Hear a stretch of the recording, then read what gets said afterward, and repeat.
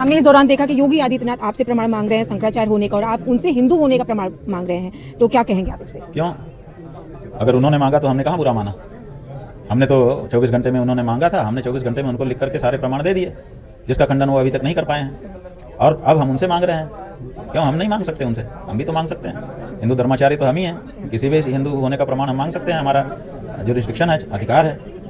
देखिए, अभी एक खबर ये भी सामने आ रही है कि जो फरवरी में स्नान है उसको लेकर के प्रयागराज के प्रशासन आपको मनाने की तैयारी में है, तो क्या कहेंगे? ये सब कोई मतलब नहीं है। जब हम वहाँ बैठे थे तब आप आए नहीं, 11 दिन लगातार। अब आप कह रहे हैं कि हम ये करेंगे, हम ये करेंगे। उनका कहना था कि उन्हें अंदाजा नहीं था कि आप वहाँ से चले जाएंगे। अब उनको क्या था क्या नहीं था, 11 दिन बहुत होते हैं। 11 दिन तक आप जब अवसर का उपयोग नहीं करते हैं तो उसके बाद फिर अवसर भी आपका साथ छोड़ देता है। कहीं ना कहीं मतलब उनसे चूक हो गई। चूक नहीं, अपराध।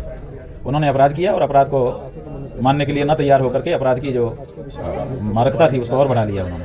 आज आपने प्रेस वार्ता रखी, इस दौरान आप क्या कहेंगे? हमने आदित्यनाथ जी से पूछा है कि आप बताइए कि आप असली हिंदू हैं, क्योंकि अभी तो जो दिखाई दे रहा है उसके अनुसार आप असली हिंदू सिद्ध नहीं हो रहे हैं, क्योंकि आपके प्रदेश से बहुत बड़े पैमाने पर गौ माता की हत्या हो रही है, गौ मांस का निर्यात हो रहा है और गौ माता को पशु कह करके आपके राज्य संबोधित कर रहे हैं। इसलिए 40 दिन के अंदर गौ माता को राज्य माता घोषित करिए और साथ ही साथ जो बहुत बड़ा निर्यात पूरे भारत देश का 40% आपके यहाँ से हो रहा है उस पर रोक लगा करके बताइए कि आप हिंदू हैं, और नहीं तो 40 दिन बीत जाने पर 11 मार्च को हम लोग लखनऊ आएंगे और वहीं बैठ करके ये बात स्पष्ट करेंगे कि आप सिद्ध करने में सफल नहीं रहे कि आप असली हिंदू हैं। यानी आप उनसे हिंदू होने का प्रमाण मान रहे हैं, लेकिन आप देख रहे लगातार सनातन को आगे बढ़ाने के लिए कार्य कर रहे हैं। सनातन गौमांस के व्यापार से आगे बढ़ता है?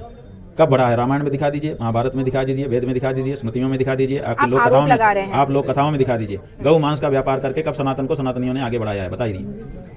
आप सीधे सीधे लेकिन आरोप लगाएं। नहीं, सीधे आरोप ना लगाएं। अगर कहीं अपराध सीधे दिख रहा है तो आरोप क्यों ना लगाएं? सीधे ही आरोप लगाए जाते हैं। जो लोग सीधे आरोप नहीं लगाते वो कमजोर लोग होते हैं, वो दीवार को देख करके बोलते हैं, सुना करके। हमको क्या जरूरत? हम सीधे आंख में आंख डाल करके बोल रहे हैं कि भैया बताओ ये क्यों कर रहे हो, और फिर आज ही हम घोषित कर देते कि वो हिंदू नहीं है इसी आधार पर, तो क्या होता? लेकिन हमने तो 40 दिन का समय दिया ना, ताकि अगर सुधारना चाहें तो सुधार लें। इससे ज्यादा क्या चाहिए आपको? अच्छा, हमने देखा कि कहीं नरम कोना है कि नहीं हमारा उनके प्रति?